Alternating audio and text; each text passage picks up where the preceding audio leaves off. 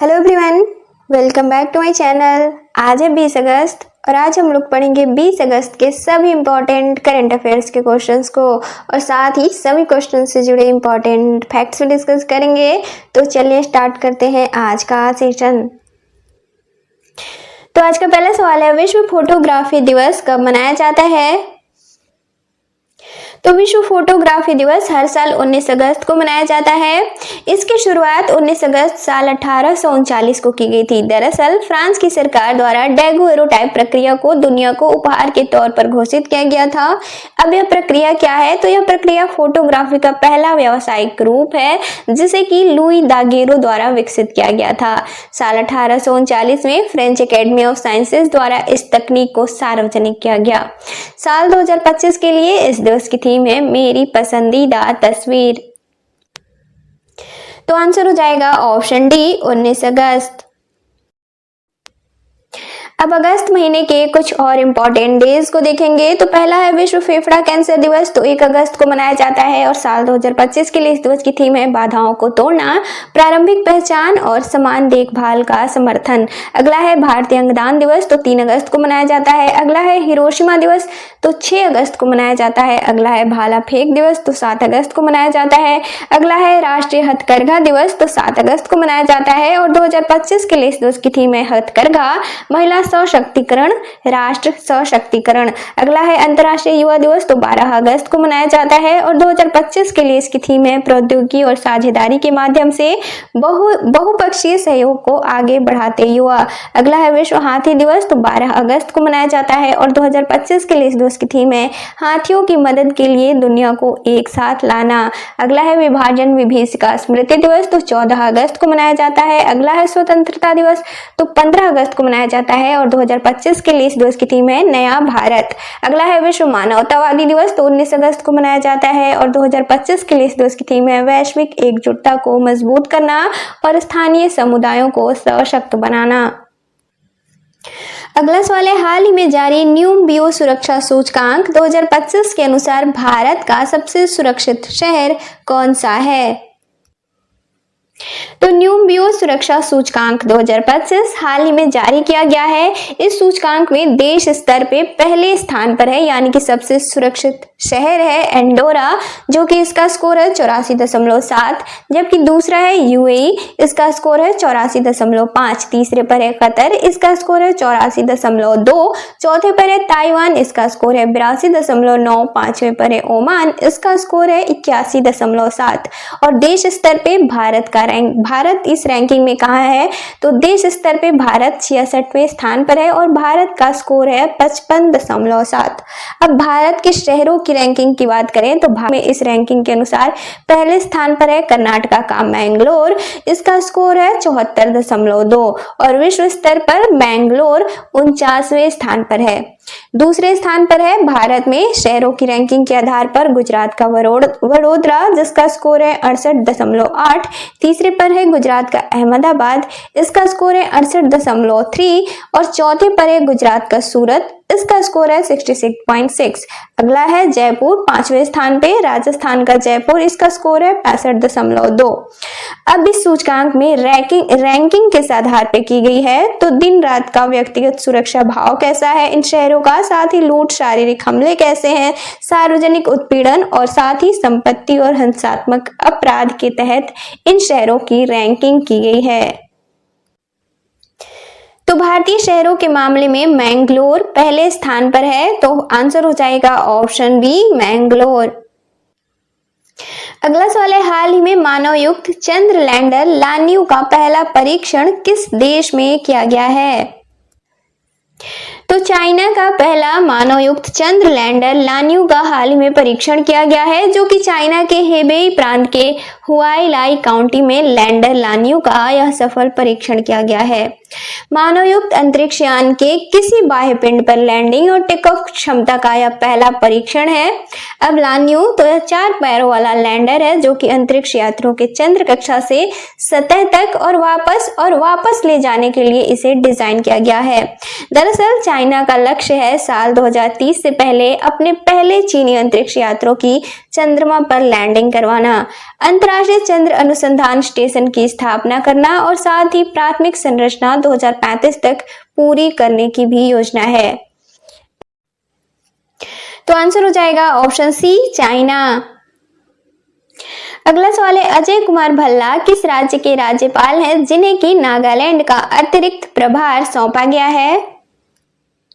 तो अजय कुमार भल्ला मणिपुर के राज्यपाल हैं जिन्हें कि हाल ही में नागालैंड के राज्यपाल एल गणेशन के निधन के बाद नागालैंड का अतिरिक्त प्रभार भी सौंपा गया है, यानी कि नागालैंड के कार्यवाहक राज्यपाल नियुक्त किए गए हैं अजय कुमार भल्ला।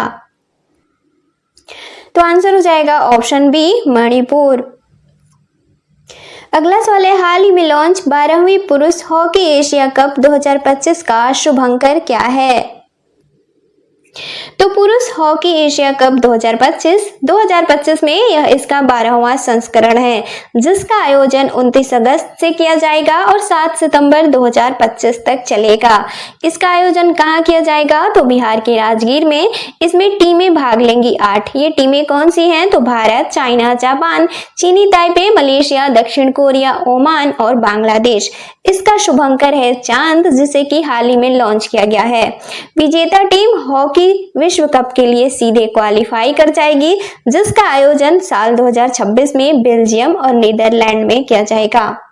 दक्षिण कोरिया इस एशिया कप को 5 बार जीत चुका है, जबकि भारत और पाकिस्तान ने 3 बार यह खिताब जीता है। साल 2022 में इसके 11वें संस्करण की विजेता टीम रही थी दक्षिण कोरिया। हॉकी इंडिया के वर्तमान महासचिव हैं भोलानाथ सिंह और बिहार के वर्तमान खेल मंत्री हैं सुरेंद्र मेहता। तो आंसर हो जाएगा ऑप्शन सी, चांद। अगला सवाल है, हाल ही में रसिया द्वारा किस वर्ष तक शुक्र ग्रह पर वेनेरा डी मिशन भेजने की घोषणा की गई है? तो वेनेरा डी मिशन यह रसिया का मिशन है जो कि शुक्र ग्रह पर भेजा जाने वाला अंतरिक्ष मिशन है। इसमें ऑर्बिटर, लैंडर और वायुगोलक शामिल हैं। पहले इसका लक्ष्य था 2029 तक इसे लॉन्च करना, जबकि साल 2036 तक अब इसे लॉन्च करना रसिया का मिशन है। अब वायुगोलक तो यह शुक्र की ऊपरी वायुमंडलीय लहरों और संरचना का अध्ययन करेगा। अब लैंडर तो सतह पर उतरने के बाद थोड़े समय तक यह काम करेगा, लगभग 3 घंटे तक। अब ऑर्बिटर या तो यह शुक्र ग्रह के सतह की मैपिंग करेगा। इसका उद्देश्य है शुक्र की सतह और वायुमंडल का अध्ययन, खास तौर पे ग्रीन हाउस गैस प्रभाव, वायुमंडलीय संरचना, सतह की बनावट और भू आंतरिक गतिविधियां इनमें शामिल हैं। तो आंसर हो जाएगा ऑप्शन डी, 2036। अगला सवाल है, हाल ही में भारत के पहले महिला आधारित फूड हब का उद्घाटन किस शहर में किया गया है? तो पूरी तरह से महिलाओं द्वारा संचालित क्लीन स्ट्रीट फूड हब का उद्घाटन हाल ही में पीयूष गोयल के द्वारा किया गया है। इसका उद्घाटन कहाँ किया गया है? तो कांडीवली, मुंबई में। इसका नाम है, इस फूड हब का नाम है मौली, जो कि FSSAI यानी कि food safety and standards authority of India के ईट राइट इंडिया अभियान के अंतर्गत शुरू किया गया है। पूर्ण रूप से महिला स्वयं सहायता समूहों द्वारा संचालित किया जाएगा, जो कि food safety training and certification कार्यक्रम के तहत इन्हें प्रशिक्षित किया गया है। पहले चरण में 6000 विक्रेताओं को प्रशिक्षित किया गया है, जबकि अगले चरण में 10,000 से ज्यादा प्रशिक्षित किए जाएंगे। तो आंसर हो जाएगा ऑप्शन बी, मुंबई। अगला सवाल है, द्विपक्षीय समुद्री अभ्यास स्लिनेक्स भारत और किस देश से संबंधित है? तो स्लिनेक्स यह भारत और श्रीलंका के बीच द्विपक्षीय नौसैनिक अभ्यास है। इसकी शुरुआत साल 2005 में की गई थी। 2025 में इसका आयोजन 14 अगस्त से 18 अगस्त 2025 तक किया गया है। कहाँ किया गया है? तो श्रीलंका के कोलंबो में। तो आंसर हो जाएगा ऑप्शन बी, श्रीलंका। अगला सवाल है, पहले विश्व मानव रोबोट गेम्स 2025 का आयोजन किस देश में किया जाएगा? तो तो विश्व मानव रोबोट गेम्स 2025 इसका आयोजन 15 से 17 अगस्त 2025 तक किया गया है, जो कि चाइना के बीजिंग में इसका आयोजन किया गया है। दुनिया का पहला स्पोर्ट्स इवेंट है जो कि पूरी तरह से मानव रोबोट को समर्पित था। इसमें टीमें कितनी भाग ली? तो 280, जो कि 16 देशों की ये 280 टीमें थी, जिसमें कि 500 से ज्यादा रोबोट शामिल हुए थे। खेल इसमें कौन से खेले गए? तो 100 मीटर लंबी कूद, जिम्नास्टिक, फ्री एक्सरसाइज, साथ ही छोटे बॉल मैच, इसके अलावा मार्शल आर्ट और बॉक्सिंग। तो आंसर हो जाएगा ऑप्शन ए, चाइना। अगला सवाल है, बॉब सिम्पसन किस देश के पूर्व क्रिकेटर थे जिनका हाल ही में निधन हो गया है? तो बॉब सिम्पसन ऑस्ट्रेलिया के पूर्व क्रिकेट खिलाड़ी, कोच और कप्तान थे जिनका कि हाल ही में निधन हो गया है। तो आंसर हो जाएगा ऑप्शन बी, ऑस्ट्रेलिया। अब कल के क्वेश्चंस का रिवीजन करेंगे। तो कल का पहला सवाल था, विश्व मानवतावादी दिवस कब मनाया जाता है? तो इसका राइट आंसर था ऑप्शन डी, 19 अगस्त। अगला सवाल था, भारत के दूसरे सबसे बड़े क्रिकेट स्टेडियम का निर्माण कहाँ किया जाएगा? तो इसका राइट आंसर था ऑप्शन सी, बेंगलोर। अगला सवाल था, हाल ही में लॉन्च खेलो इंडिया जल खेल महोत्सव 2025 का शुभंकर क्या है? तो इसका राइट आंसर था ऑप्शन बी, हिमालयन किंगफिशर। अगला सवाल था, हाल ही में उत्तराखंड सरकार द्वारा अग्निवीरों को सरकारी नौकरी में कितने प्रतिशत आरक्षण देने को मंजूरी दी गई है? तो इसका राइट आंसर था ऑप्शन ए, 10%। अगला सवाल था, हाल ही में कॉन्स्टिट्यूशन क्लब ऑफ इंडिया के सचिव कौन नियुक्त किए गए हैं? तो इसका राइट आंसर था ऑप्शन बी, राजीव प्रताप रूडी। अगला सवाल था, हाल ही में आईसीआईसी बैंक द्वारा नए बचत खातों के लिए न्यूनतम मासिक औसत शेष 50,000 रुपए से घटाकर कितनी कर दी गई है? तो इसका राइट आंसर था ऑप्शन ए, 15,000।